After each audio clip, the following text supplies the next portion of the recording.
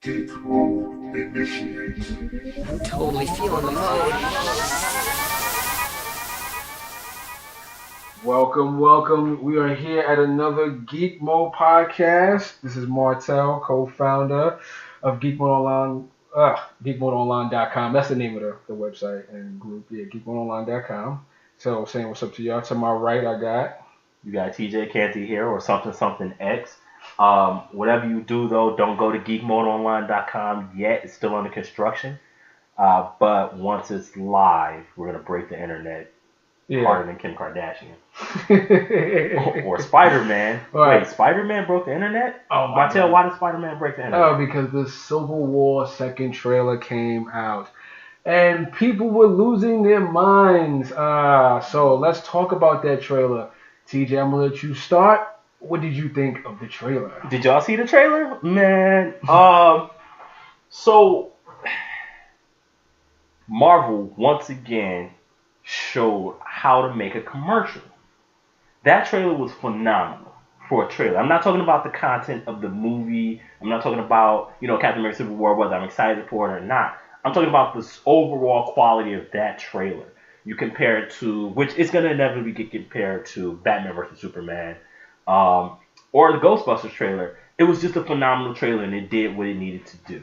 It told me what type of movie we're going into, what to expect, and why you should be excited for it.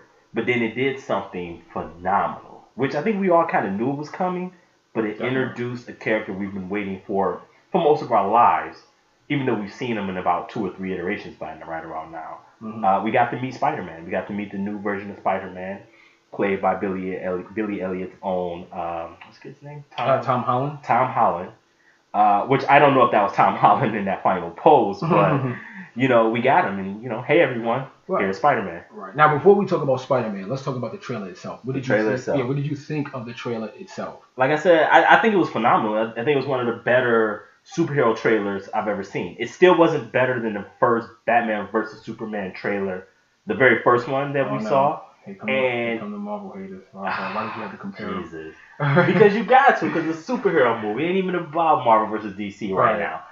We're just talking about the merit of the trailer. Right. I also don't think it was better than the last Batman vs. Superman trailer that we received. The one which kind of basically borrowed heavily from the Arkham games with Batman coming into the warehouse. Right. But which, by the way, I did not see. So I mean, don't worry. That wasn't a spoiler though. Right, exactly. I knew there was something like that in it. I knew it was to do with the warehouse, but I purposely did not watch that trailer. Yeah, it's okay. All right, go ahead. That's like me saying, "Hey, Martel, Batman's gonna beat up bad guys in a movie." You spoiled it for me, son of a. Shut up! Stop it. Right. Nah, I didn't think it was better than those two, and I know people are gonna lose their shit. Oh, Marvel, and it has nothing to do with Marvel. I just think that those two are better trailers. But I think for what this trailer's purpose was, it was phenomenal. I think it was a couple of things in there that I didn't like, which it could be nitpicking. It could be it could just be like, I don't know what to say. It could be nitpicking. I do feel like it could be nitpicking, but there was some stuff like, seeing the casualty and the financial numbers at the beginning of the trailer of the incidents that happened. It was a little annoying because it's like the casualty numbers that they were counting to me were super unrealistic. So it took me out of that a little bit, and I'm like, to me, it almost like you don't really see it. Yeah. If you ask me, like the way it is shown, you don't really see it. But, right. Go ahead. And it's like when you do see it, it kind of took away because now I'm sitting there for the rest of the like, that don't make sense. So you're telling me an alien invasion in New York and all this stuff happened and only 24 people died. Thank God only 24 people died. But like, come on, that was the entirety of Fifth Avenue, Madison, and 6th. Right. There's no point in New York where there's not close to 1 million people walking down those streets. Right. And even in the process of evacuating, unless the Flash is there, there are people still running around those streets. It's right over a major subway line. Like, I mean, if they had said 100, 200, I would have been more like, oh, okay. But that's one part. Wait, hold on. It's something that just came to my mind, real side thought. How is it that Quicksilver can run in, evacuate everybody from the city, but then can't dodge bullets and get Stop. We're not talking about that. I know, my bad. I just thought about it. It came to my mind going back to the Civil War trailer. Reason number 572 why Age of Ultron was a utter nonsense. Right. But all right. Anyway. Right. Yeah. And I'm glad you brought that up Mm-hmm. because that brings up another one of the most phenomenal moments in that trailer Mm-hmm. that to me is way more important than the big reveal at the end. Mm-hmm. We're getting Black Panther. Mm-hmm. We're not just getting Black Panther, but we're getting Black Panther. Right. And we're getting him in all his glory. We're getting him as the true Black Panther, from my understanding.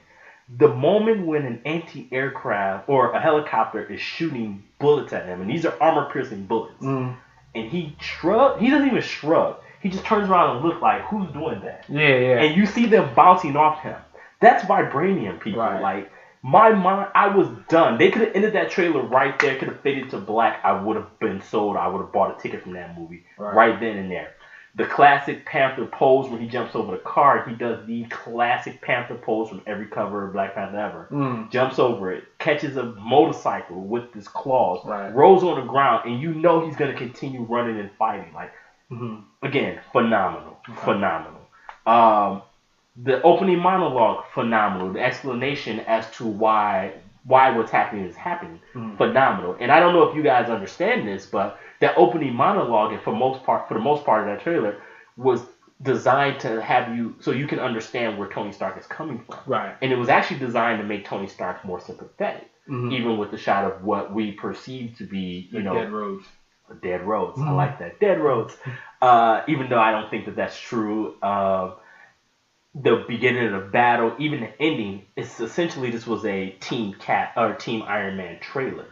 I also like the fact that they did a callback to the original Captain America or the first Avenger movie with the "I can do this all day," which, if you guys remember, was Steve Rogers being attacked by a bully. I'm so glad you brought that up. Outgunned, outmanned, and he still stands up and he goes, "I can do this all day."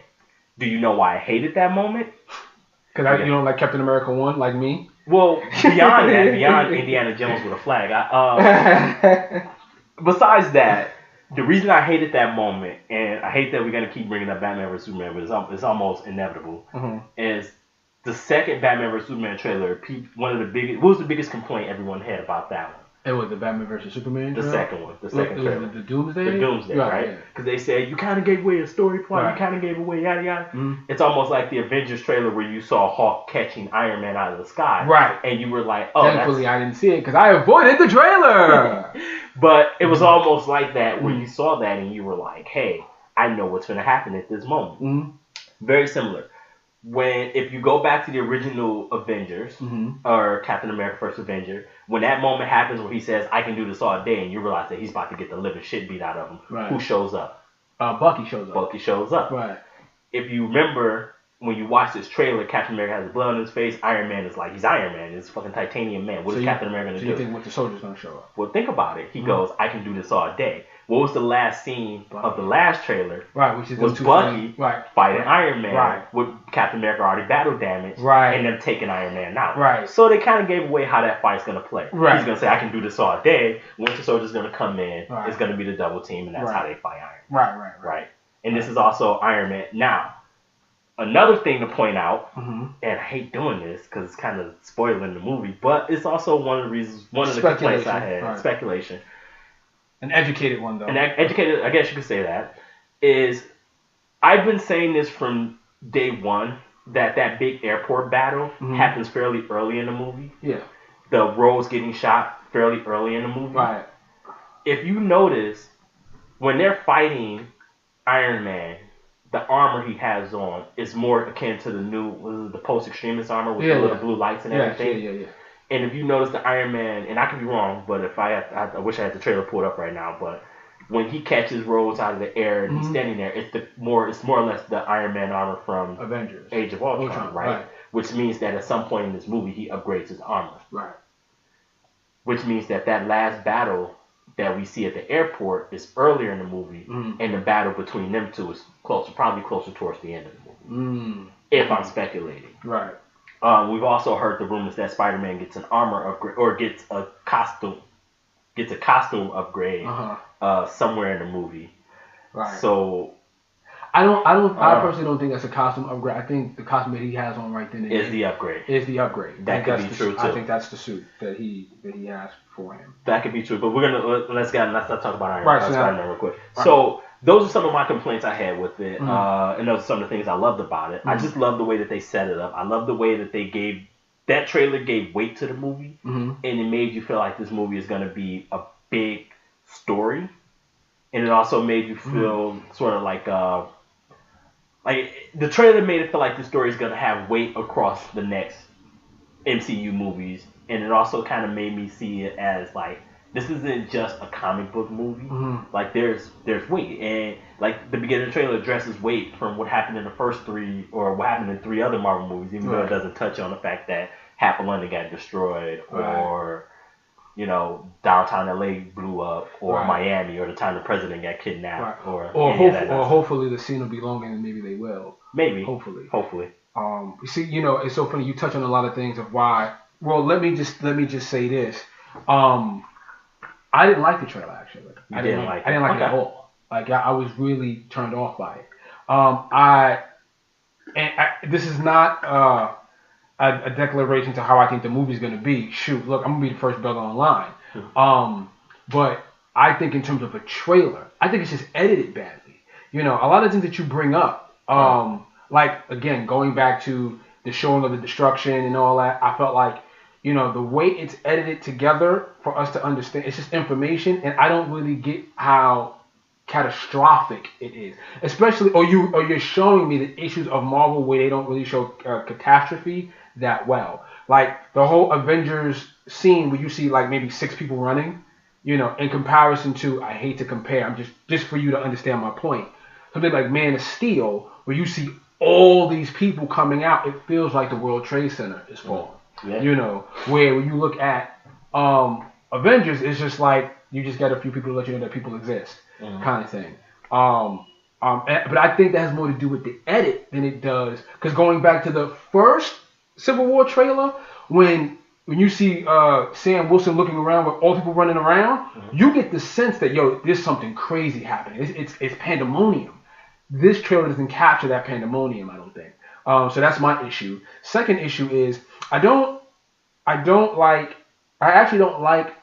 think you hurt the Black Panther scene where in the first trailer when he's running, you're like, holy shit, do you see how fast he's moving?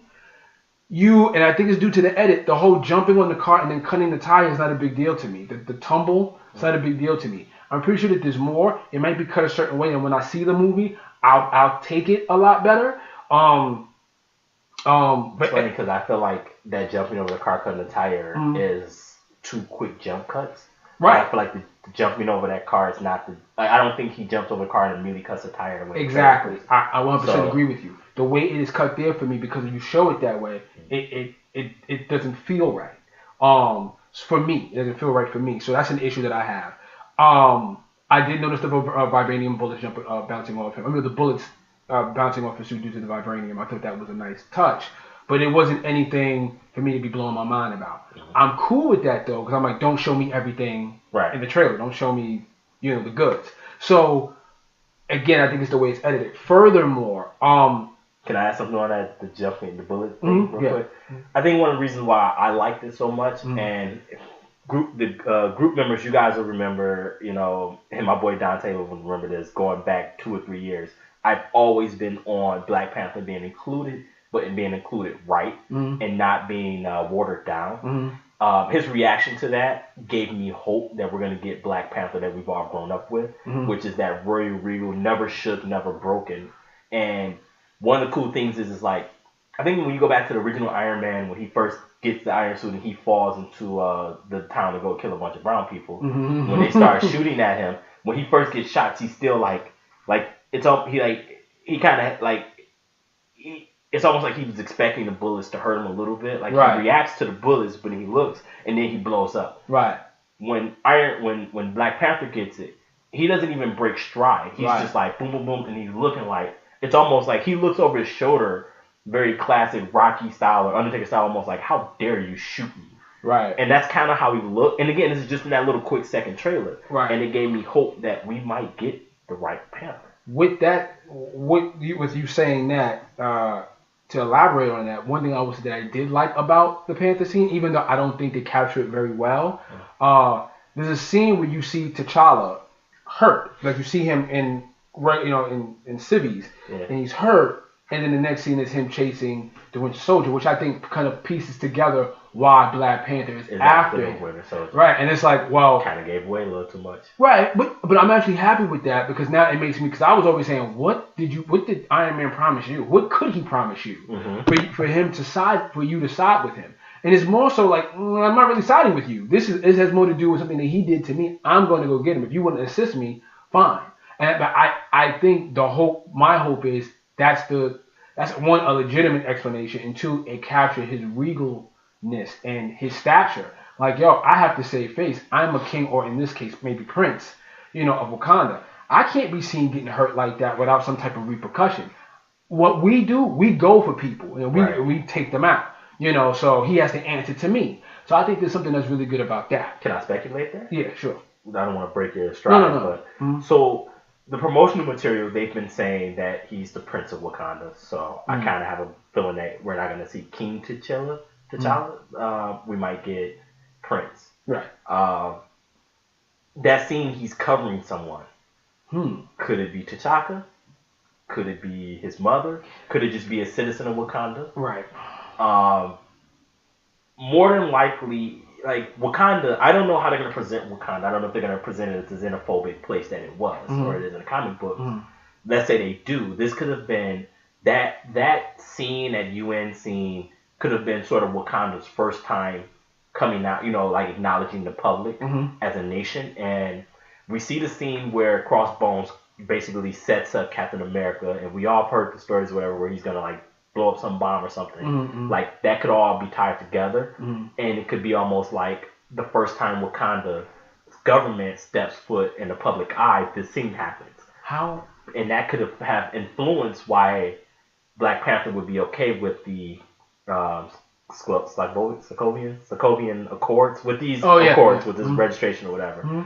It makes sense. Like it would all make sense that that's why he's now on Iron Man's side. Right. Also, we don't, which a lot of people have been like, Black Panther would never be on Iron Man's side. I'm like, yeah, but that's Black Panther in the comic books, who's had 20 years of experiencing arrogant Tony Stark and who looks at him as a child. Right.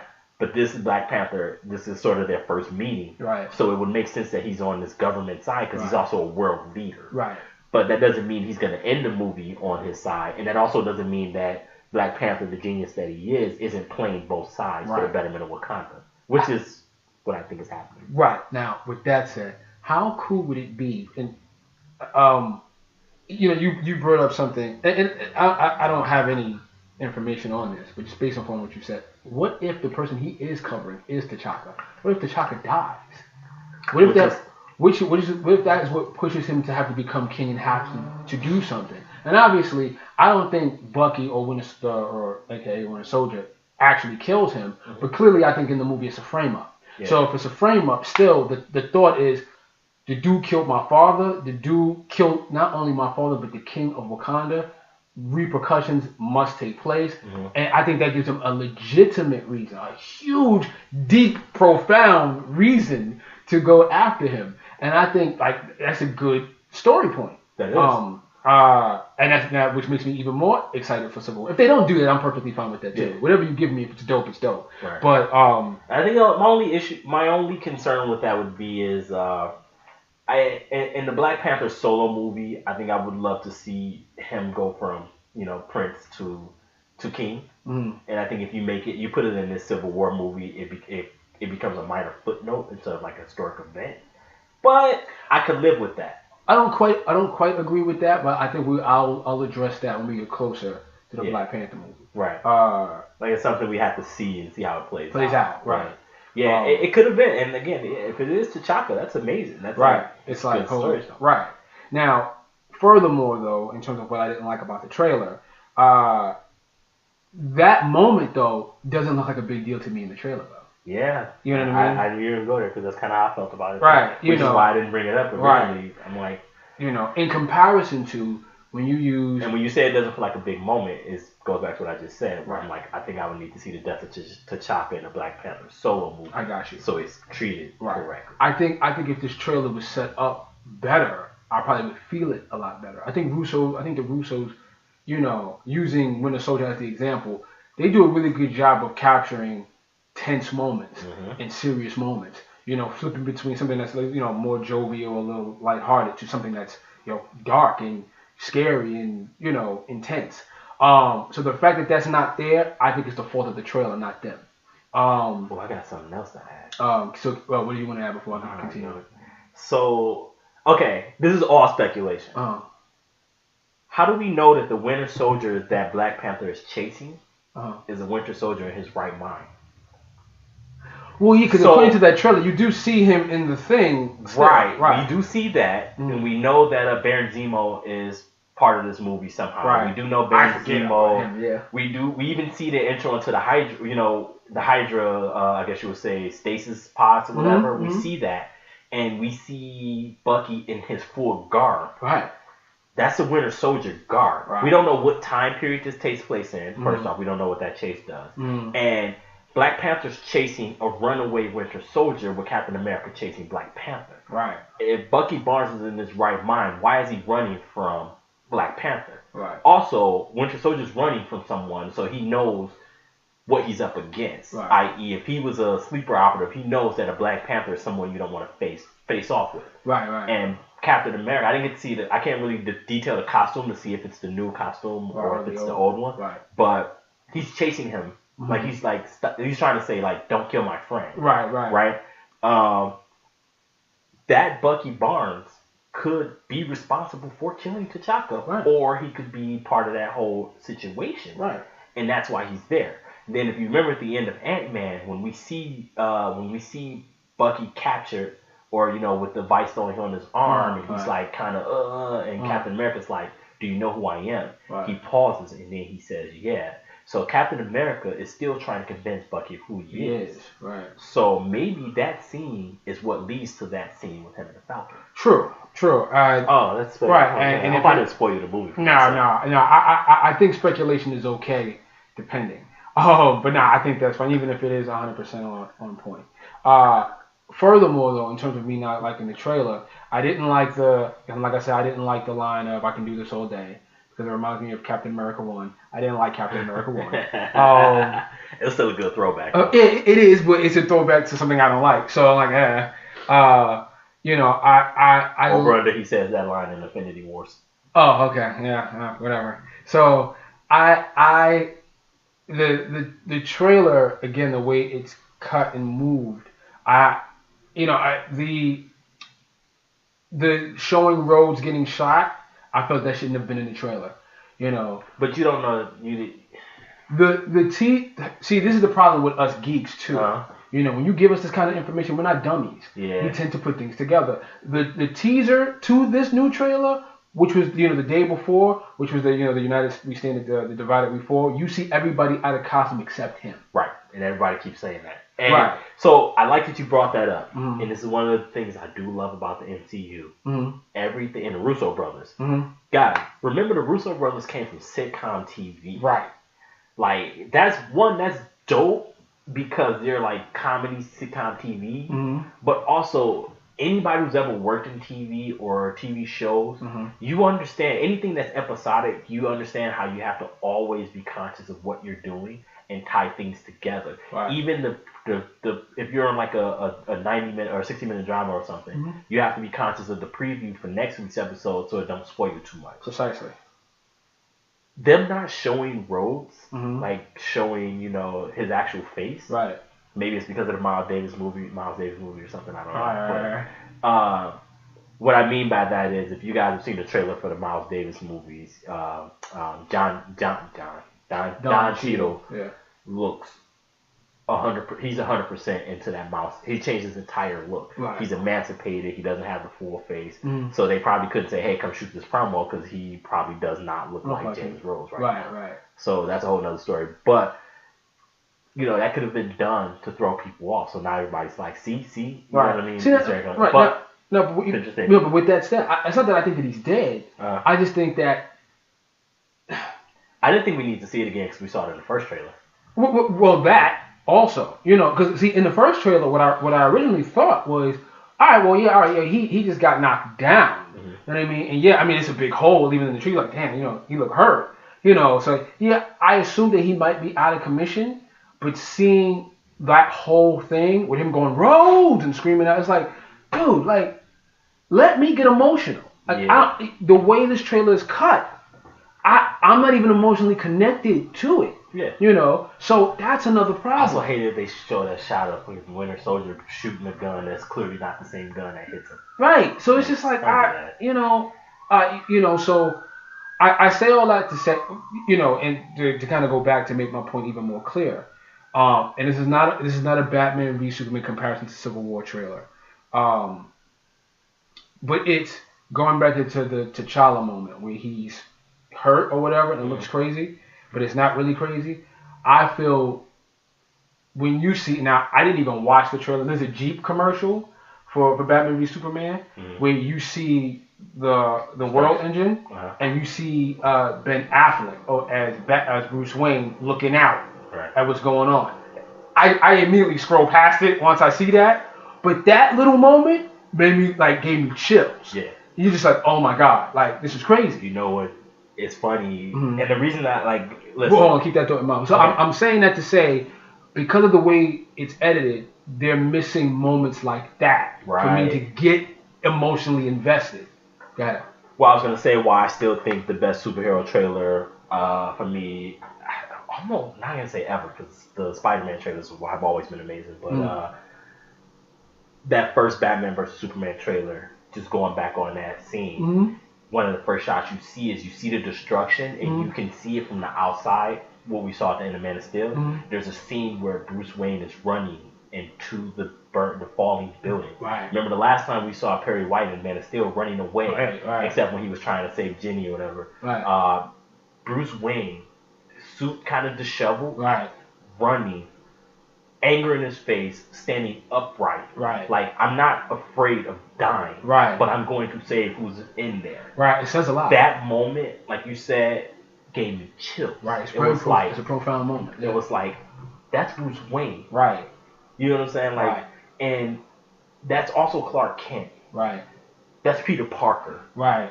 That's a superhero. Right. What is I'm trying to say? Right. I don't need the costume to be a superhero. Right.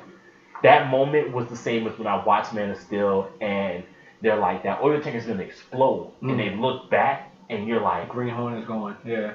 Green Horn's gone. Right. And I'm like, at that moment, I remember I was just like, because that's Superman. Right. That's what he does. Right. Superman didn't say nobody in Man of Steel? Yeah, remember that moment? Right. And you see him. And this is before we established his full skill set. Right. And he's struggling like trying to save, incredible moment. Trying to save it. And you realize like, he's probably never had to use that much strength in his life. Right. And you see him like trying to figure out what to do when the explosion happens. Yeah, we know he's not going to die because then there wouldn't be no Man of Steel movie. Right.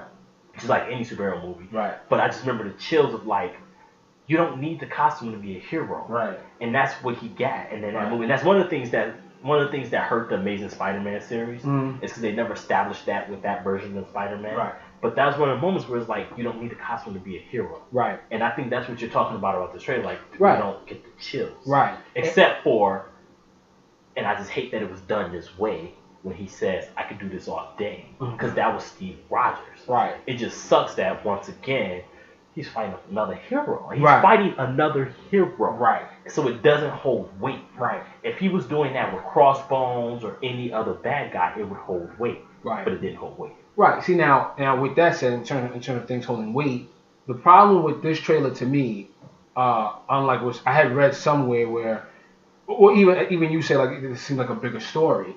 The problem to me, the trailer seems very small. Like the heroes, like this scene where you see them kind of running at each other. That was the worst. I'm sorry, guys. Sorry. It's bad. That's a really shitty scene. Yes. That's a scene. It's a shitty shot. I know they shot it on IMAX. It's too far away. Right. And it makes them look small. More. Yeah. Because it was a splash page moment. That's what everybody keeps telling us. Remember, when the original Civil War, the splash page moment had over 200 heroes. Right. And if I'm not mistaken, they also had some scrolls in there. Yeah, right. But like when you think of those moments, it's like all of them. There's like six assholes that don't get coming at each other. Right. That's all it is. And I'm sorry, guys. The Avengers, as they've been established in the MCU, in the MCU universe, is a bunch of assholes. Right. And the thing is, I'm so none glad of them are right. Right. And it's so funny you say that because that's what this all seems to me. It seems like this seems more like a personal thing. Yeah. oh, Black Panther, oh, you shot at me. So now the way that it's cut, oh, you shot at me, not whoever he's protecting. Right. Oh, you shot at me, so I'm coming at you, I'm gonna kick your ass. Tony Stark, oh, you shot my homeboy down, so now I'm coming to kick your ass. It's not it doesn't really appear to be about the Captain America. Oh, that's my brother. My friend. So I'm gonna forsake everything in the world, right? And even though I'm smart and I understand what's going on, I'm just gonna be about saving him, which is very selfish, very un-Captain America like. Right. All of it is just right. It's like it seems small. And you know why it seems small though? Because they told us in the whole course of the MCU universe, only about 400 people have died. Right. Right. Small. It's right, small. It's really small. It's like, so I'm sitting here saying to myself, in terms of your trick, because I think in the movie it's going to come off much bigger. Yeah. I mean the movie itself is going to come off much bigger. Like Winter Soldier as a movie feels big. It does. So I'm not worried about that. I'm just talking about the trailer. The trailer seems really, really small. And I guess we can kind of start moving into this direction now, the second part of it, which is Spider-Man. I didn't like the way he was introduced. It gives me the feeling of Doomsday in the back of the Superman trailer. Okay. And it's like, and then when Doomsday was shown off, I was like, no, I'm cool with this. But like, originally, I didn't like that trailer. Well, I liked it, but it wasn't pipe hitting. And I was like, that's not better than the first Civil War trailer, And I didn't think that it was better than I didn't think it was better than the Civil War trailer until I saw that Batman v Superman trailer with Doomsday in the theater.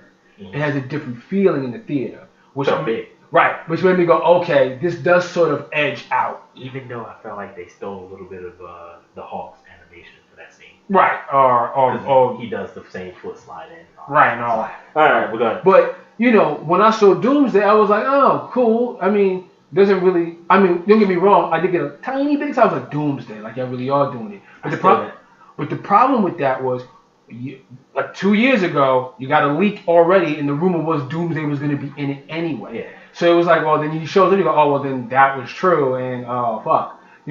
This Spider-Man, we knew Spider-Man was going to be in it, just like Doomsday, right? And then you show him, I'm like, okay, he's here. I don't really give a damn. Y'all miss moments because everybody wants information so much. Everyone wants to talk about, like, children. It's like, yo, how about it be like Christmas, where you want to know what your presents are, but you don't find out until Christmas Day? Yeah. Do you remember how excited you were then? You understand? There's a reason why your parents used to slap you in the mouth if you tried to open up your presents too soon. Because it's like, yo, you're killing the actual moment. So when Spider-Man flips out, and it doesn't help me hearing Robert Downey Jr. scream out Underoos. That shit sounds so stupid to me. Underoos! I was like, oh god, that was terrible. So, wait, you done with that thought? I am done with that thought. So, I'm going to touch on a couple of things. Okay. Right. Alright, first, we don't know, and I'm not 100% confident that scene is even in the movie. Part of me even thinks that that's something that they added, which we see it all the time as part of the promotion. Think so, but okay. I don't know, because one of the reasons why I feel that way, because if it's in the movie, it's going to be a stupid ass scene. Sorry, it's a dumb scene. Okay. One, because we know he's in this movie. We know he's going to be introduced at some point. So we have to assume that we're gonna, if you're in the theater and you see this movie, you're gonna be introduced to Spider-Man way early on, whether it's not with the costume, whether it's just Peter Parker in his abandoned apartment building. And there's a scene in that trailer where they show. I hope they don't do this. But there's a scene in that trailer where they show Captain America standing in a New York style apartment, and it looks like a very poor, low income apartment. What I said I hope they don't do this is it almost looked like he was standing in his old apartment when he was a child, and I'm hoping they don't try to say that Peter Parker stand is. That's no, I doubt that they made that connection. I think that's Peter Parker's apartment. That would be shitty, and I would be right. Yeah. I think that's probably the moment where he goes over there and turns Spider-Man onto his side. Right. I think. If the rumors, I'm not even. That's a spoiler. There's a lot of that script floating around on the internet. If you guys want to see it, go ahead and look it up. But let's not talk about that. Yeah. So on that level, I just think that, like you said, the Underoos thing, it kind of undercut who Spider-Man is. That's more of a line that Spider-Man would say to someone else than someone calling it like someone joking on Spider-Man that hard. I would have liked it though if he'd have said Thwip. Yeah. That would have been cool. Like, all right, no, that would have made sense. Thwip. and then you would have heard the thwip. Right. It would have gave it way more weight. Right. Jesus Christ, that would have made. Oh man, that shit. I just imagining that would have been crazy. Right. Whip. What the fuck? Whip? Oh Right. shit. Where was I going with that thought? So sorry about the sorry to interrupt. It just came in my mind. Yeah. So like I said, I like the introduction of it because it was funny and it was great. But I also didn't like it for a lot of reasons too. Because like I said, I don't know 100% that scene is going to be in the movie, and if it is, I don't know if it's going to play out the same way. It won't have the same emotional impact of seeing him because I think we would have saw him already at some point in this movie, and I still think that fight takes place probably in the middle of the movie or earlier in the movie. But you got to remember, like when you watch that scene. So where the fuck was Spider-Man? We already saw the far away shot of them running together. We see them starting to fight. I'm assuming that they're mixing it up at this point, and one side's winning or losing. And then all of a sudden now Spider-Man's coming out. So is he just sitting on the corner waiting, watching what's going on? Right. And then he does this flip out of nowhere. Like that's a it looks like a airport. Right. So there's no high building. Yeah, I kind of right. So I felt that too. he just basically flips out of nowhere. Right. And then on top of that, this is Captain America. He has the shield and it's strapped on his shoulder. You know, it's strapped on his arm. The shield doesn't just float there. So he just webs it and yanks the shield off, and it just magically comes right out like Captain America doesn't do anything.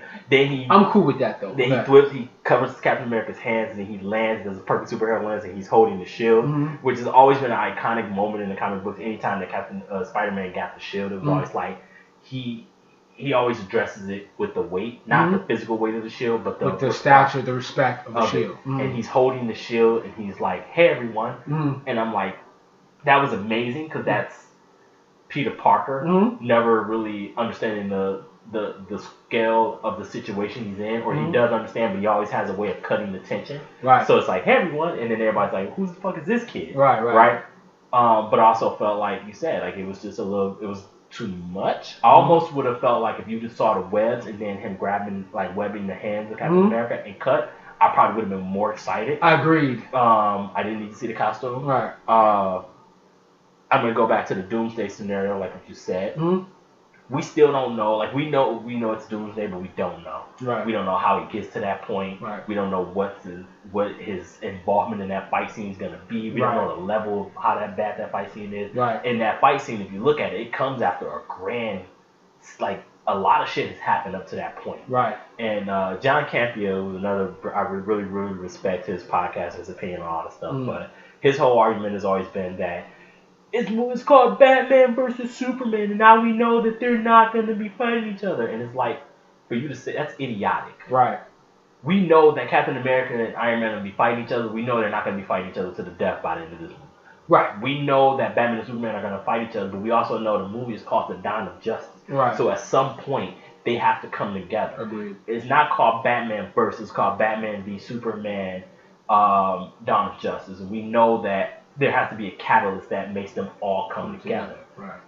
Showing Doomsday without expressing who he is, how strong he is, they don't show any aspect. They show this creature come out.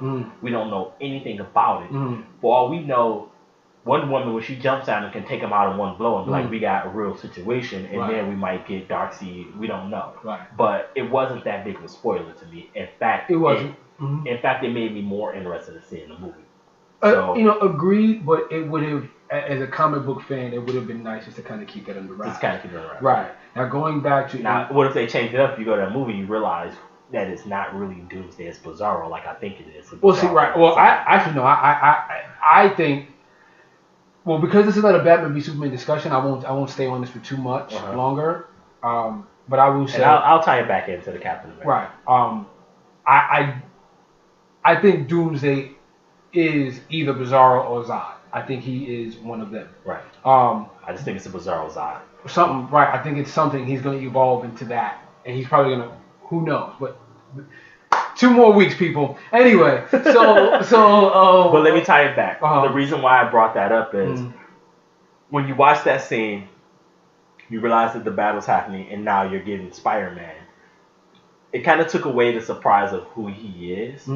And what's he gonna do? And then it immediately starts making me wonder, well, that fight's gonna end because they're not about to have Spider-Man fight the Captain America squad that he has would probably watch Spider-Man at this particular moment, but we don't know how experienced Spider-Man is. Right. Spider-Man is one of Marvel's greatest heroes, and there's not a lot of justifiable ways Spider-Man gets beat in comic book battles because of the nature of who his character is. It's almost one punch in the sense that he can do just enough to get to the next spot or to win. It's very similar to Batman, except it's like Spider-Man don't often get the prep time. He just has a force of will to win. But if he's fighting a bunch of heroes and the first time he's a 15-year-old kid, like we told, it just felt like it took the breath out of the situation, the seriousness out of it. Right, but you're right, and again, I just think that it's the trailer's fault, not so much the movie's fault. With that said, though, I'm glad I did see him though. I actually love the suit. I think it's the best one they got so far. I think they got it, and it felt very Marvelized. It felt like it fits in their universe. I think it's the best one. I think it's the second best one, but I need to see the movie before I can say it's the best. Amazing Spider-Man 2 suit was amazing. It was, but it really looked pajama-y. And the thing is, it's in a lot of ways it's supposed to look like that. It's supposed to look like some dude made it. And I respect that. But put it like this: the Sam Raimi's Spider-Man suit had that movie feel. You know what I mean? It had that grand, oh shoot, I'm looking at Spider-Man, the embroidered webs all over the body. And I felt like it had Tobey Maguire's body in that movie. It's so weird. But I hate. Oh, not hate it, but I. Ironically enough, was more close to the original 50s, 60s Spider-Man. Exactly. But that's why I that's why I like that suit as well. Where Andrew Garfield's body type is more ultimate. Yeah. And I respect it and I really like it. Where this Spider-Man looks like 70s, early 80s. It's definitely Steve Ditko's costume mixed with Alex Ross. Right. And it's phenomenal. Right. I like it. I think, and I know in the forum when we talked about it, I said it looked a little too CGI, even though like some people were saying it wasn't a CGI I seen shot. Right, and I saw the high-res version of it. It looks great. But one of the issues that I've always had with the Marvel Cinematic Universe is their filter that they use, their color tone. Right. It's a very pastel sort of washy color, and it kind of makes some of the stuff look cartoonish a little bit. Right. And his costume looks like it's going to be a bright red and blue mix. Right. But when you put that filter on there, it ended up looking a little too cartoonish. Right. It makes him look a little CGI. Yeah, and like I know it's not, but it's just right. That's why if you look at the high res version, it looks way better. It looks way better. Yeah. You see first of all you see the lines better in the suit. You see the pattern, like what it's made of, the texture a lot better. You see, like I then noticed the belt. Right. The break in the shoulder. From instead of it being one red strip from the finger all the way up, is a break in the shoulder. It looks great. The small symbol to the and you see the shutters on the lens, right, or on the eyes. Right. I think all that's amazing. That's another reason why with all that tech is what makes me think it's Tony tech, or Stark Enterprises tech. I hope not. I mean, I unlike some people, I don't like Iron Spider-Man. I actually hate that suit. I didn't like it at all. Right. I know those that do, but personally I don't. So I'm thinking it's going to be, this is the Iron Spider-Man suit. This is the thing that Tony made for him. Made him this, he made him that. I hope it doesn't make the web shooters for him. I want it to be Peter Parker. Right. Or if anything, maybe he advanced it. I think I'll be okay with that. I would love it if they was like Tony Stark advanced a lot of the technology. Like Peter Parker already had sort of a telephoto type lens eyes, and Tony Stark was like, here, this will make it work better. Right. I have the money to back it and make things better. I don't want it where it's like Tony Stark's like, okay, here's the technology that makes you Spider-Man. Right. Here. Which also makes more sense of why he would be loyal to Tony, unlike in the comic book Civil War. It never made sense to me why he was so loyal to Tony. And taking off the mask in front of people. I'm just so dumb to me. Him as a kid and going through all this and maybe revealing himself to Tony makes perfect sense. Like, yo, I'm a kid and, someone who's like a like mind like me, but he's a cool guy or what he thinks is a cool guy. And look at what he made or helped me. I had a design and he gave me the money to back it to make it. Speculation. Right. Oh, yes, speculation, of course. No, another speculation. Oh, your speculation on your part. Yeah. What? What if Uncle Ben died in an incident in New York? That would be kind of cool, but it'd be a bit much. I think it'd be too tight for me personally. I keep things separate. Like have people have. You can still tie it into the Spider-Man origin. Spider-Man, because they said Spider-Man at this point was around during the Battle of New York. We just didn't see him. That's fine. Right? What if the Spider-Man, when he got that power, was still being the selfish Peter? And what if Uncle Ben took Peter Parker to school that day, and Peter Parker went and was doing whatever? It doesn't whatever. And let's say he decided that I don't want to help in this Battle of New York because why? And that's why any you could still do the with great power comes great responsibility thing, because it could just be like maybe we didn't see Spider-Man then because he either one didn't want to do it or he was doing something selfish, and Uncle Ben died. Well, no. Well, you know what? I would say I would look at it the other way around. I would say Ben dies first, and that's what pushes him to actually help out during New York. You just don't see him because there are things happening in New York. Right. While they were fighting down at Park and going across 6th Avenue, he was on the other side of town, helping people evacuate or saving people or freeing people. Yeah. Which same with Man of Steel, where I think Flash was in Metropolis when that was going down. Right. Well, I have my own weird speculation about that. Can we talk about it? Briefly. I mean, I have no rhyme or reason to this other than the fact that he's not established. For me to say this, and that is, I don't think Barry Allen is in our time. I think he's from the future. Interesting. Which allows him to land here and for all these heroes to come together, minus Green Lantern. But now look, y'all, that's like I said, it's not a reach, but it's sort of a reach in the sense like you don't normally see writers think that way. Mm-hmm. Because I still think the Green Lantern Corps is off planet, and they'll come in at the end of first Justice League movie. Right. Why? What was the catalyst? Was Zod's attack on Metropolis. Right. But space travel can be instantaneous. Right. I agree, and that's exactly what I think for Green Lantern. But I think for Flash, it's I'm coming back in time because in the future we get ass smacked by Darkseid as an example, which I don't even think is going to be part 1. I actually think, again, these are far reaches. This is kind of me, again, huge speculations. I actually think Darkseid is part 2. I think the Legion of Doom is part 1. I think Brainiac is part 1.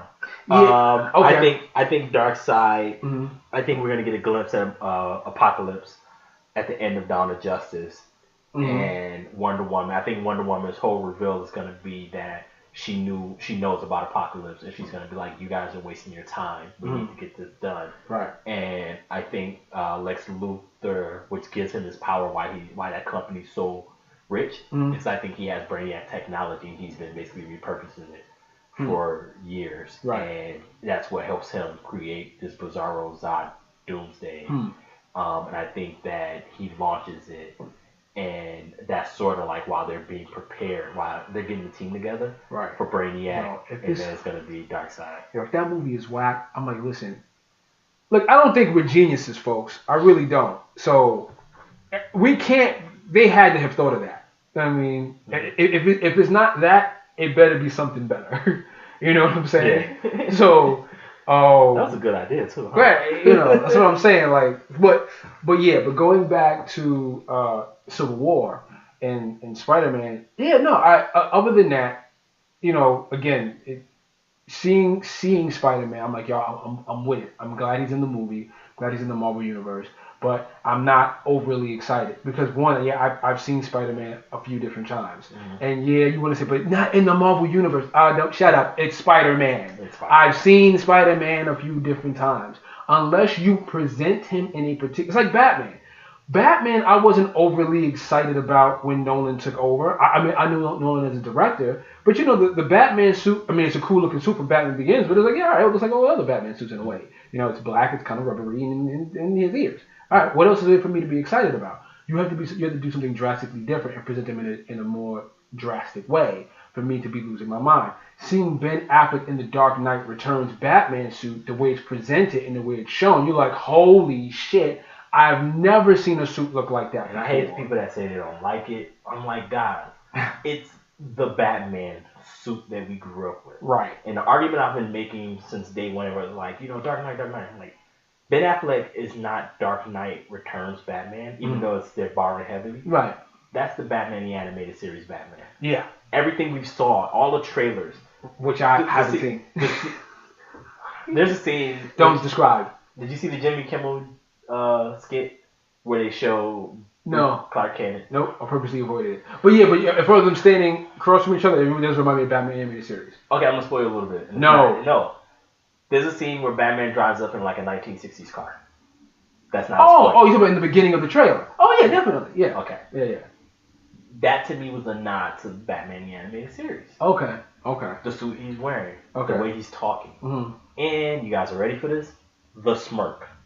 Yeah, Batman the Animated Series, I know people argue with me all the time on this, is to me what made the smirk phenomenal and part of Batman's lexicon. Right. Like he might have did a smirk. I don't know. I can't even point. I can't even point out one comic where he does it where it's actually where like it's not just something that happened. Mm-hmm. But Batman the Animated Series, Bruce Timm, and Dwayne McDuffie really established it in the Justice League series. Became sort of a trademark.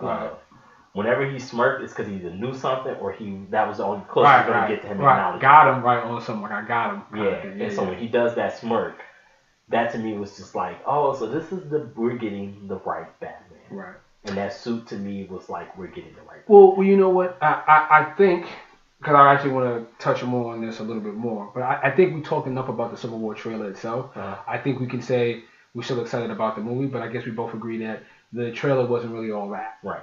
Okay. Right. But, man. Right. I mean. Oh, no. Right, but just the trailer. Right, just the trailer. Kevin Feige. With that said. All praise be to Kevin Feige. With that said, I guess it's kind of, and what we've been talking about, kind of goes into, I guess, our next topic of this, which is hero versus hero. Like. So sick of it. Yeah, like, do you think that the climate is actually showing that maybe our heroes just kind of suck at being heroes? Like, the argument for Man of Steel, for some people, is that he's not really heroic, essentially. I disagree, yes. 100%. The reason he said that is because he got the face that I give all of you guys. Right. You say that. Right. Go ahead. But, you have that, and then you have Daredevil versus Punisher. When Daredevil Season 2 starts, which is next week. I'm sorry. No, it's this week. This week. Oh, my God. Which if they do it like they did Daredevil last year, if I'm not mistaken, it'll probably drop Wednesday. Oh, okay. Because last year, remember, they uploaded it early. Right. So, but I think that was a mistake, actually. It was. Yeah. Like one or two episodes kind of bled through early. Right. And they freaked out. They're like, well, just put the whole season out.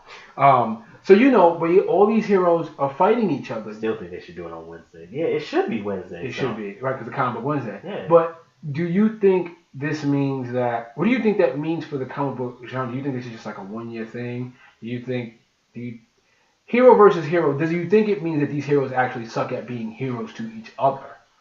So, that's your question, right? Yeah, that's my question. So, you can take it however you want. There are two ways you can look at it. There's two things we got to do. For the general public, those of us outside of the geekdom bubble, and again, I keep reminding everyone, the geek bubble is small. It is. It's very small. It's not as big as people like to think it is. This hero versus hero, this is the first time that anyone's ever seen this. The general public, they're not used to this. Right. This is something new and epic to them. Oh shit, Batman's gonna fight Superman. This is the conversation they might have had in the locker room, but never really knew that. They don't know that it's happened a million times. Right. The same one. These are the same people that say Batman would always be Superman. Like, but you don't understand. You don't know that one, it never happens. Two, it always happens with a and or a but or an asterisk. Right.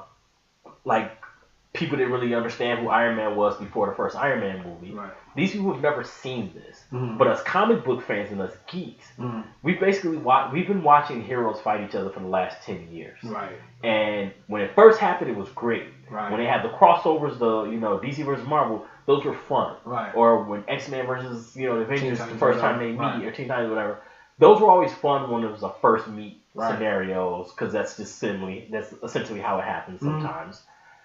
But now that we're 10 years deep into this nonsense, it really is, like you said, it's becoming the story of these heroes. They suck at being heroes. Right. They don't know how to be heroes. They don't know how to basically work together. It's always us versus them.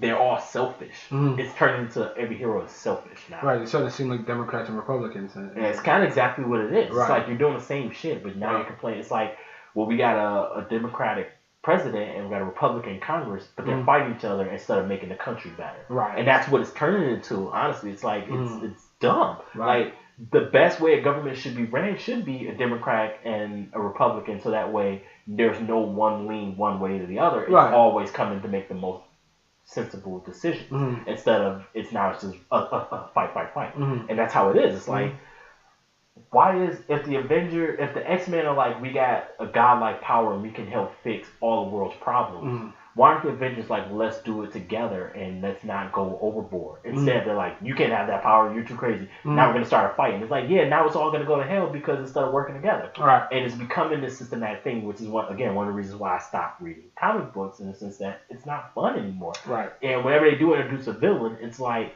what threat can that villain pose when we've already seen the heroes fight each other and to damn it, tooth and nail or to the death, to, you know. Right. If Iron Man is punching Spider-Man in the face, how are they friends next week? Like, right. If me and Martel get into a fight, we might get in a fight, hate each other. Fuck that nigga, fuck that dude. Right. I'm glad it didn't come out. Right. Keep close. F him, F his mama, F his daddy, F everybody in his family.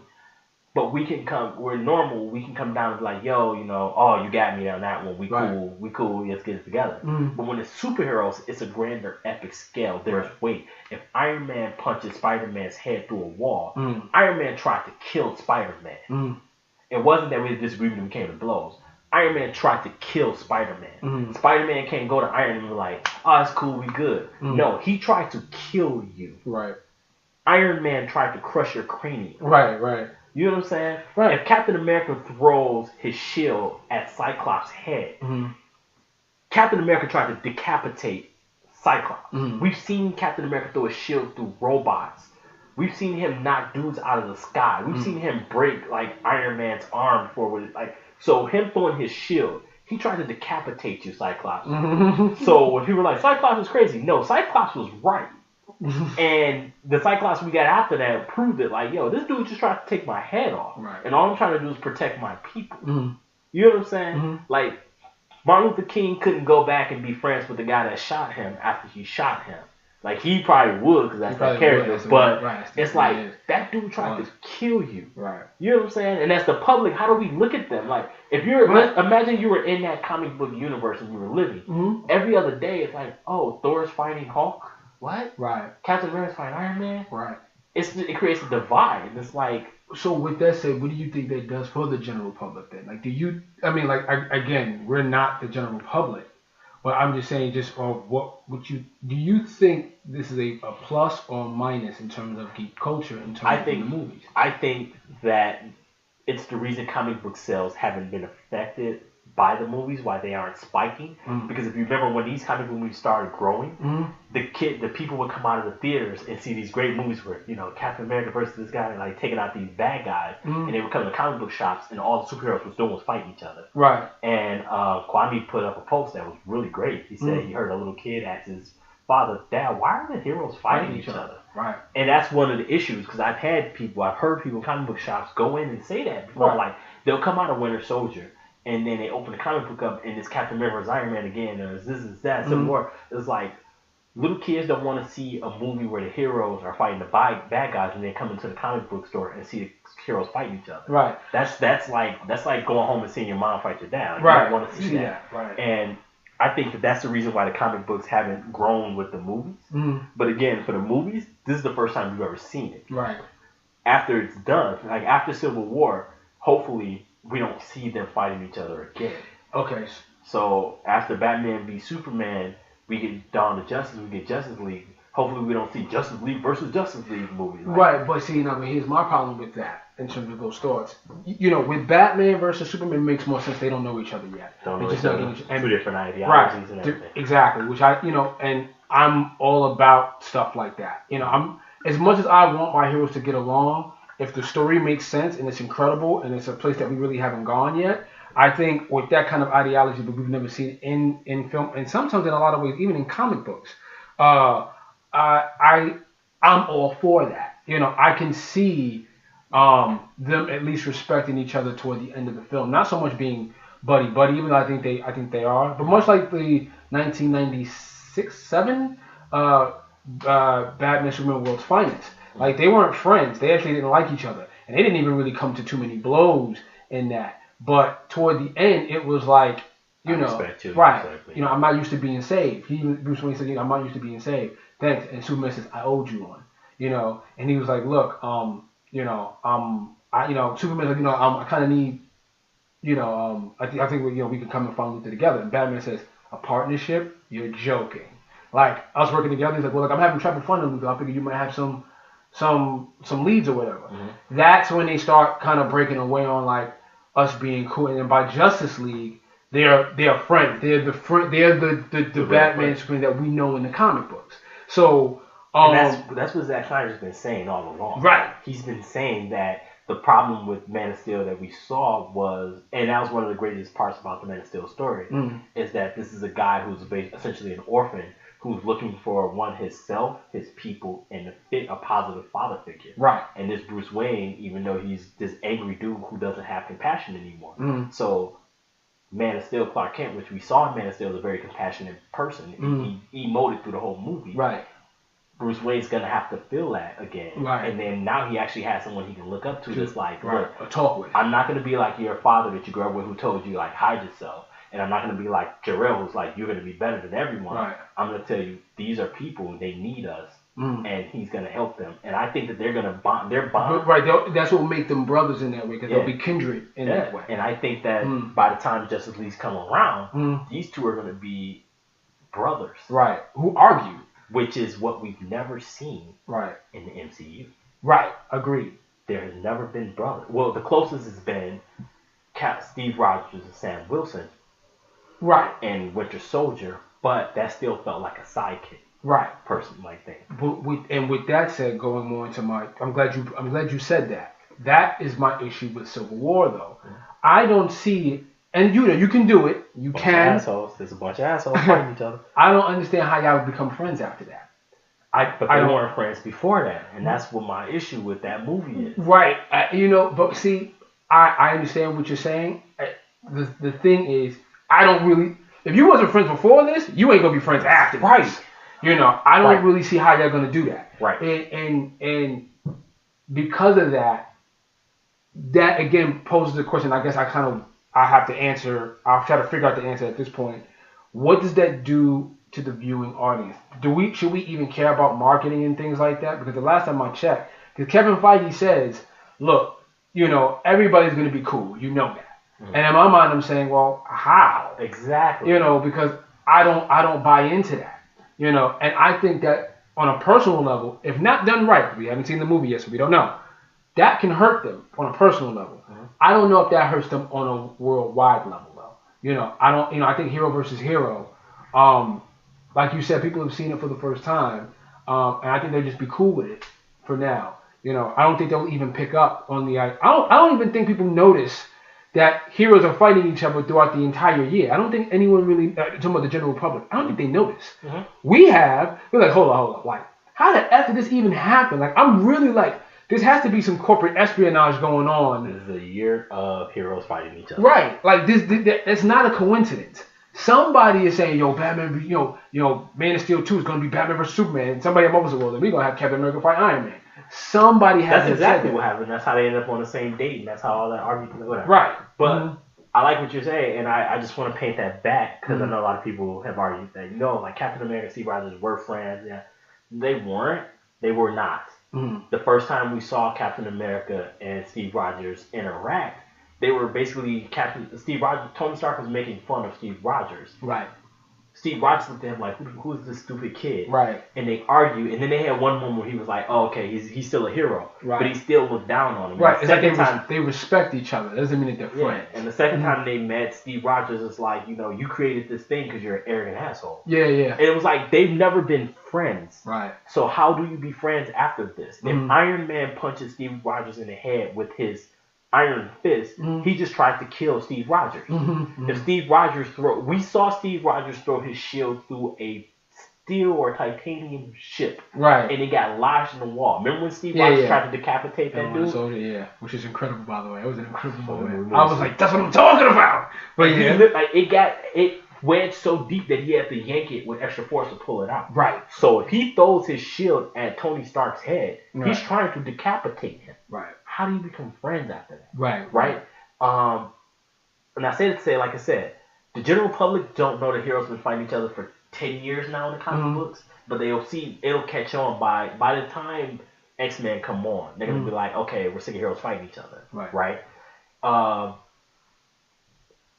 If Infinity Wars come out and we finally get a real legit big bad who's actually a real legit threat, not just a crybaby robot, not just whatever, Loki calling about being in Thor's shadow, even though he's the greatest villain they got. But if we finally get that, where Thanos is like, I can wipe out your entire planet, now we have to come together and fight. I think the public will be back to like, yes, champion this, let's do this. But I also think that it's going to create this situation where now we're going to be stuck in comic book movie territory again, where it's like you can't make it more than, because now you have to have the villain be a villain and the heroes come together and they stop the villain, a happy ending for everyone. Whether it's one part or two part. Then it's like, what story do you tell after that? Then you have to go back and break it off to individual stories and which I think they'll do. Subgenres and all that. Also, I want to point out too, like a good friend of mine I work with came up to me at the Winter Soldier movie. After that came out, he was like, I liked it, but it was kind of stupid. I'm like, why was it stupid? He's like, because like in my head, like when Captain America found out that Hydra took over S.H.I.E.L.D., why didn't he just call like Tony and be like, Tony, you got all this technology, help me weed these guys out? And because remember with Tony in Avengers, he put that plug into the thing and then he got all the S.H.I.E.L.D. secret. Is Tony Hydra? And I was like, damn. Like, I literally paused and I was like, yo, oh shit. And I was like, but, nah, that's not how it works. And he was like, well then why didn't you just call a Hawk and be like, yo, Hawk, help me out real quick? And I was like, nah, just enjoy the movie. And then that bothered me because I was like, fuck. And then I was like, and then I said to him, I was like, it's not like they all just sit around, hanging around, not doing shit. They were all doing their own shit. Age of Ultron started, what were they doing? They were just fighting together. They went through the thing and then they went back to Avengers Mansion. They were all sitting around chilling out, doing shit. Which didn't make sense to me. And then I was like, fuck, you just ruined the MCU fucking. Right, you did. And that's the general public who said that. That's a guy who doesn't even read the comic books. He said that. Right. And I think we're going to start hitting that territory even more. Right. I mean, they're just going to have to be smarter in how they do things. And I'm pretty sure Civil War revolves around, at some point, them trying to get Hulk off planet or doing something with Hulk. Right. Well, he's going to be in Ragnarok, so I'm pretty sure he's just gonna end up in Asgard. So it is what it is. I mean, I'm fine with that because you got to do something with that. I would have rather seen him go straight to Guardians of the Galaxy. I agree. I thought that was the knee-jerk reaction. That would have been great there. But then he would have overshadowed Groot, and Groot would be nothing. Groot's nothing to me anyway. But Groot is their Hulk. Groot is their Hulk, but he doesn't have the anger part. No. I think it would have been fun to see Hulk try to understand Drax, but get along with Groot. Like, I don't think Groot and Hulk should have been like, but I think Groot would have been like, because Groot is so childlike that I think Hulk's childlike mind, they would have been buddy, and it would have been funny to see them getting along in their rocket, like, making fun of Hulk, trying to figure out what it is. But I also think that it would have been fun to see Drax try to talk to Hulk. Right. Like, Hulk strong. No, Drax strong. Right. Hulk strong. Drax strong. Or like Hulk smash. Why do you mean you smash? I think it would have been hilarious. Instead of basically, again, two guys who don't get along with each other in another movie, which is Thor versus Hulk. Because every time we've seen Thor and Hulk, they've been fighting each other. Right. Yeah. I mean, look, I'm okay right now with the hero versus hero, provided you do it smart. Like, I think Batman v Superman is smart. I think Civil War is actually smart too. I'm just concerned with you showing these heroes in a sucky light. Because like you brought up in the comic books, I felt like they suck as heroes. I'm like, yo, you guys are constantly like, none of y'all have a sense of diplomacy. None of you sit down and go, all right, hold on, let's just talk this out. You see somebody you don't know in costume, he sees you, you automatically think to fight. If you guys were cops, we would be fucking protesting you. Yes. Yes. So why would you do that? Jackasses. Right. And the problem with Marvel, they don't usually do that kind of level of accountability. Mm-hmm. They seem to be attempting that now. With Civil War, if they do, I'm all about that ambiguity and you writing good stories to help deal with that. Provided you can hold that weight up. Most of the time, most writers don't want to do that because it's too much. It's a lot to have to deal with. When you start dealing with real world stuff like that and real world thoughts, that becomes heavy. And you don't want to keep writing that kind of heavy stuff. So you go, well, here's the bad guy that started it all. So then we can just end it right now. Where Batman v Superman, it seems so weighty that, again, what happened in Man of Steel had to carry over all the way to another movie. It propelled another individual to come out of retirement. Mm-hmm. So I dig stuff like that. Yep. And I also love the fact that they're not making it like it's a personal battle, but there's no right or wrong in that battle. Yeah. And I think they're establishing that with these trailers for Batman vs Superman, is that like it was a polarizing event. Mm-hmm. It was the 9/11 of that universe. Right. And there are some people who still think 9/11 was an inside job. There are some people who don't think it wasn't. Right. But the fact of the matter is it changed the world. Right. And that's what they're using. They're like, yo, at the end of the day, Superman in that universe saved the world, and he's trying to continue to save the world. But other people are like, we don't care because that happened. Right. At the end of the day, like, yeah, okay, so America went and fought wars, whether you believe in them or not. But they've been fighting this battle against terrorism, whether are part. I don't know if it's political in that aspect, but the fact of the matter is they're doing that, and there are people that are against that. Right. And that's kind of how Man of Steel and Batman vs Superman is kind of positioned. It's like there's no right or wrong. There's no I'm doing this because of that. It's like it's an actual, real weighty situation. Right. It is not just a selfish situation, i.e. Well, he was my friend. I don't want you to send him to jail. Like, yeah, but your friend spent the better part of 70 to 80 years killing world leaders and affecting the world. Right. Well, he was brainwashed, but he still did that. Right. We gotta bring him in. We need to at least debrief him. Yeah. We need to make sure he's not still that guy. Right. And we need to find out. You don't know for 100% whether he was brainwashed the entire time he did it. Yeah. Right. Maybe he did defect. You don't know. Right. But he was my friend. Right. Bro, chill the fuck out. Right. Let's do this the right way. Right. But again, Russos are smart. They're very smart. If you look at that first trailer, I'm pretty sure the real push is going to be their version of the Registration Act. Yeah. It's going to weigh on that with the subplot of him being, having a personal issue. Mm-hmm. Now look, and here's another thing, folks. I don't mind, some people would disagree, I don't mind my heroes messing up. Don't mind at all. Like bringing in another show, Flash. I don't know if you guys have watched. I finally caught up to Flash's second season.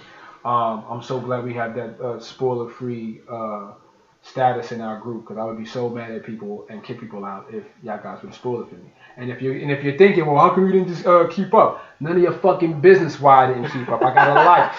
I got things I gotta handle. So even though I'm running a group, I got things that I gotta handle. So things happen in life the way I gotta catch up. Don't worry, we'll do a podcast at the end of the season just talking about the season. Right. So, but he messes up. Like this is something where I was like, dude, like what you're doing is selfish and an asshole. You got things to do, and this is bad. Mm-hmm. And he fucks up. It causes a huge problem, and he brings it up and says, yo, I messed up. Like, I took something personal, and I did something, and I messed up. I gotta live with that. And I'm like, that's all I asked for. Yes. Right. Which is why Flash is probably one of the best superhero products that's out right now. Right. Agreed.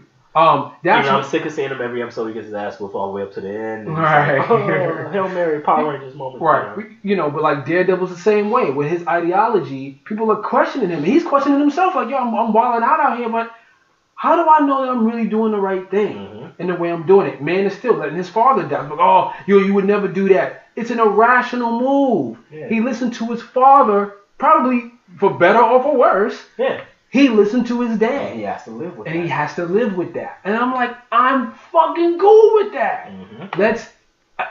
I don't want perfect heroes. I always tell people, I know not everyone's father's around, but there are people in your life that you respect or you look up to that taught you. And I always say, what if someone you looked up to told you not to do something and you didn't know if it was for the better or the worse, but that person is somebody you listened to your whole life. Right. You make a decision. Some people would do it, some people wouldn't. And I'm and then at that moment, when his father dies, and I hated the way it was shot. It was kind of shot terribly. Oh, I thought it was shot well, but okay. Well, a lot of people thought it was shot terribly too, though. So no, yeah, not but I don't know if I guess it's not the framing of it, but Kevin Costner with the hand, maybe that's just bad acting. It was just I would have rather him either been in the truck or wave him off or something, but just the pause and then the stoic hand up kind of was just it was too Shakespearean, but that's precisely why I like it. I'm glad you said that. So I'm not going to debate that.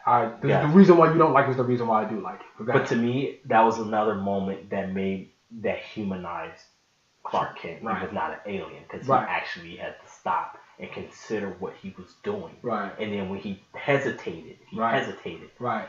As soon as the tornado hit him, he realized what just happened. Right. And he reacted to it. Right. It wasn't okay, I won't do this. It was oh shit. Right. You know what I'm saying? He reacted like somebody with no powers. Yes. Even though he has powers. Yes. And it was something that humanized him. Yeah. And I really enjoy that. And that's when you flash forward and he says, "Listen, my father, he was afraid of what people would think. He told me to wait. Right. They would reject me. Do you think he would what do you think? Do you think I'm bugging?" That's what made Lois go, "All right, I'm not gonna print this." Yeah. Because the world is not ready for you yet. Yeah. And if you remember the movie, that was the whole point of this movie, was this journey of this man trying to find himself. Right.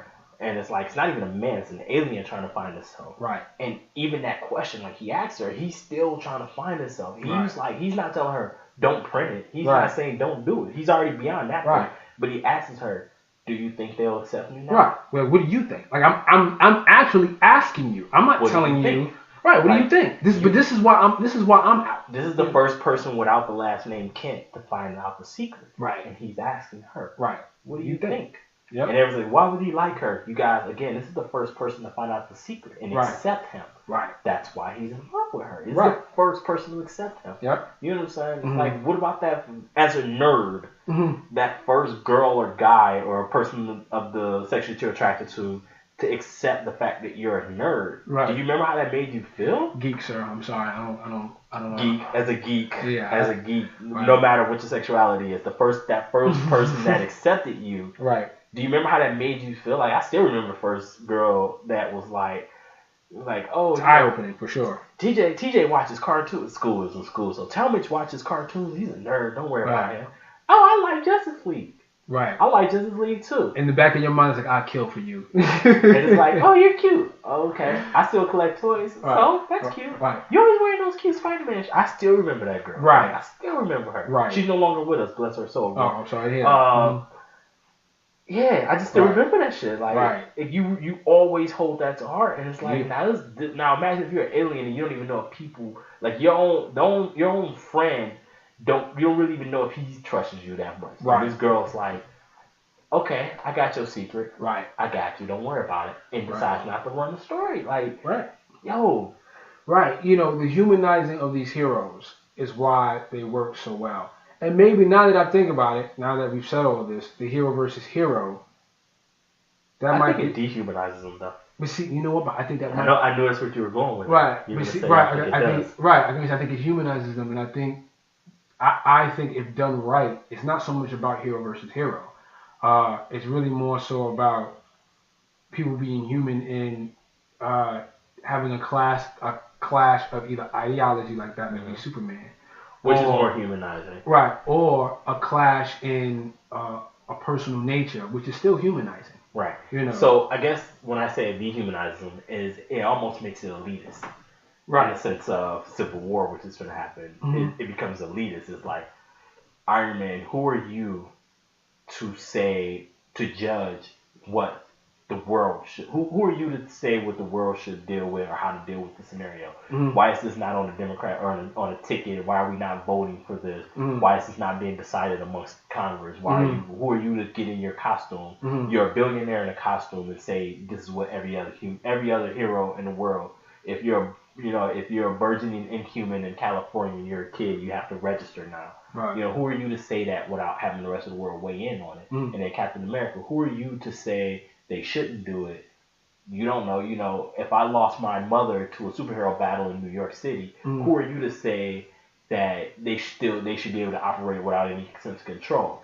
Like it almost becomes an elitist thing. It's like, why do you guys feel like you're in that position? But my answer to that is they lived it. That's the biggest difference. They lived it. They lived it. But so did that person who lost their mother. True. But so does that kid who just hit puberty and all of a sudden he's shooting lasers out his eyes. True. They're living it. Right. So now I agree with you, and I agree with that, and that's why I think it makes it.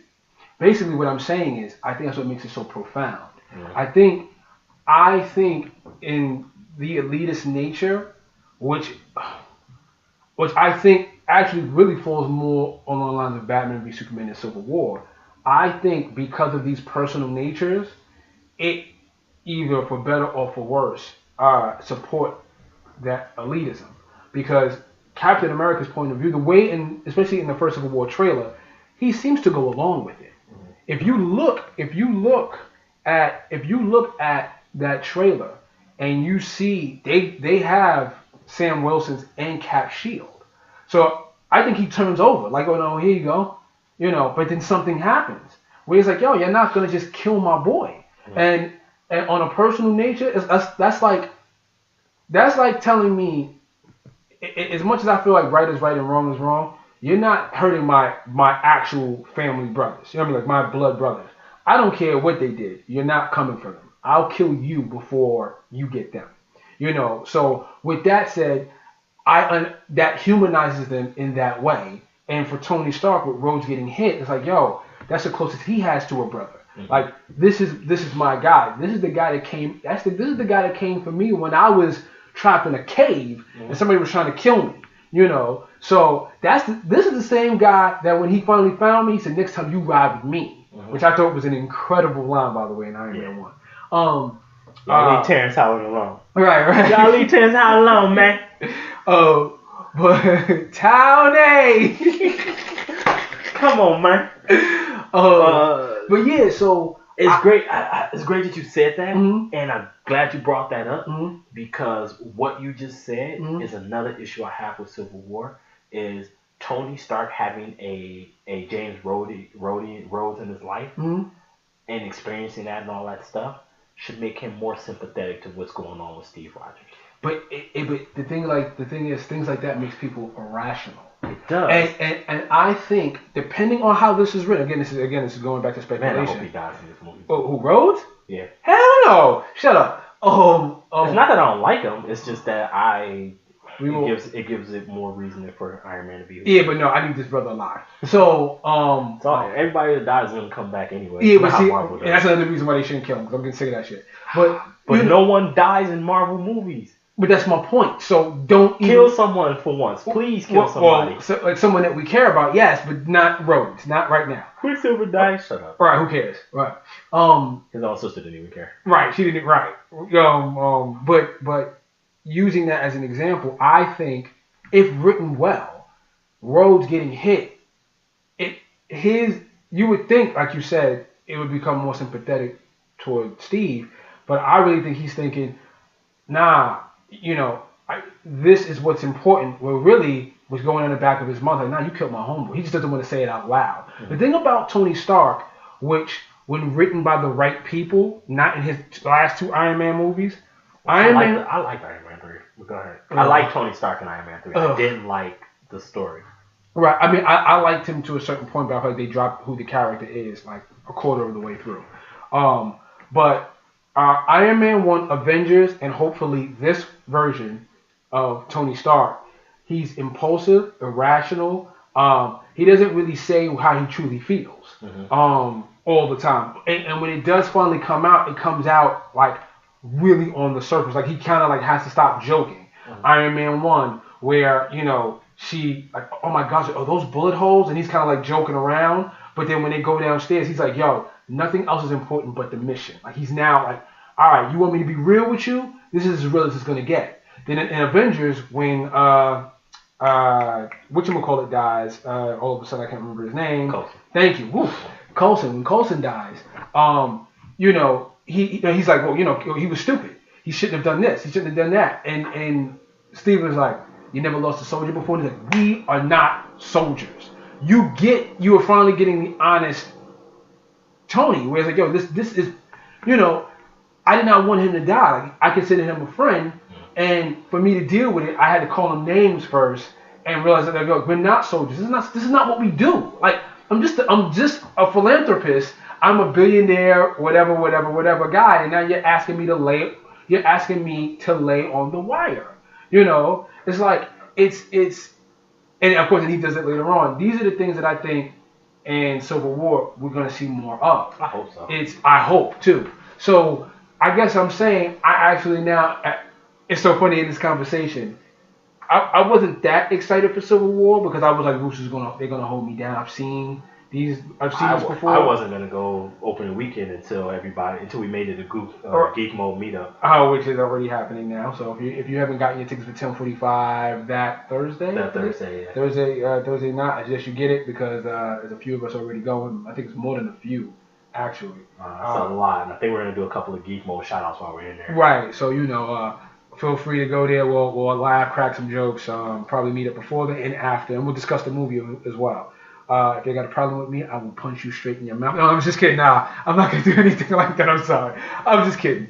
Nobody really has a problem with me, as far as I know. Because I don't have a problem with y'all. Anyway, I'm done. So back to the movie. Right. Spider-Man, Uncle Ben, Aunt May. Right. Peter Parker's dating Aunt May, maybe. I mean, what? Tony Stark's dating Aunt May. No, that's not gonna They're happen. about the same age. Right. I mean, she looks nice as an aunt too. Right. Yeah. Right. But point being is, I think I'm for this hero versus hero thing now. Now that we've talked about it more so, I'm really with this. I'm really with this now. That's happening right now. So wait, and where is this happening? In Midtown Comics? Henry Cavill's at Midtown Comics right now? Well, 40 minutes ago, but right now. Oh, that hurts so much. Wow, that's funny. I actually had I work in the entertainment God. industry. I don't know if you guys are aware of that, but I actually had my first real celebrity geek moment in the Toronto All-Star game. Henry Cavill and Ben Affleck were there promoting the movie, and I was walking back a house in the arena, and a guy was like, "Yo, is that Batman?" And I was like, "Huh?" And then it's Ben Affleck, who's massive, and I'm like, "Oh shit, oh shit, oh!" And I was like, "Gotta walk away now." Wait, so you didn't talk to them? No, they were being escorted by security, and it was funny because both of them were towering over their security, and I was on the clock in the industry I work in. Geeking out over celebs can get you fired. Right. And for the most part, I don't really geek out over celebs. I consider them co-workers for the most part. Same thing. And I'm around $1 million athletes and all that stuff. But the only people that ever actually get me to kind of oh shit, it's the one time I ran into Stan Lee, I'm like, oh, Stan Lee, oh, I lost my shit. And a couple of MMA fighters, because I'm a huge MMA fan. So it always is it's more of a respect thing. I respect what you do. I respect that you entertain me. Right. And I give money to watch you do what you do. Right. But a celebrity is just whatever. And plus, we live in New York, so it's whatever. Right, exactly. That to me was a moment that's massive because Midtown didn't promote that, and they probably didn't even know. Right. He probably just walked up in there, and they're probably like, "What the fuck?" Right. If y'all didn't know either, Henry Cavill is a massive geek. Yeah. If you guys haven't heard the story, just Google the story of how he got the role of Man of Steel. The short version of it is he kept ignoring the phone call because he was playing World of Warcraft. Wow. Eating chips, and he finally looked at it and was like, "Oh shit, let me call him back." And he was online playing the game, and I think it was Zack Snyder was like, "Hey man, do you want this role?" And he's like, "Yeah." Oh shit. And then he was like, "All right, let me finish this raid." Wow. So look it up. It's a cool story because it reminds you that, yo, this is a small bubble we live in. Right. But we're everywhere. Right. Yeah, geeks And then everywhere. I'm sure you all have heard the story of Ben Affleck building a Batcave in his first house. Right. Did you also know that there's a story that came out a couple of weeks ago, which it may have been out in the lexicon or has been out forever? Who directed Daredevil? With the first one? Yeah. What was the name of it? I can't remember his name. Something Johnson? Okay, I can't remember his name, but there was a story the guy said where he walked up before Ben Affleck took Daredevil. He asked him and Kevin Smith, do they think this will mess up his chances of playing Batman in the future? So he almost didn't take Daredevil if he thought that it would make it impossible for him to play Batman in the future. Ben Affleck. Wow. Geeks are everywhere, guys. Right. I'm going to look that up. Oh, so, but with that said, I guess we covered what we needed to cover. I guess our answer for the hero versus hero thing is, are we cool with it or not cool with it? I'm cool with it now. I'm over it. All right, so you're over it. I'm actually cool with it now. After this discussion, at first I was like, "Oh my God, they're doing this bullshit," but now I'm actually with it. So that's good. All right, y'all. So we're gonna end this podcast. I'd like to thank for TJ for. Technically, I'm joining TJ in this podcast. Technically. Yeah. We're in the X Mobile. Right. The X House. The X House, the something room. The something room. Toy box. We'll work on that. We'll work on the name of this.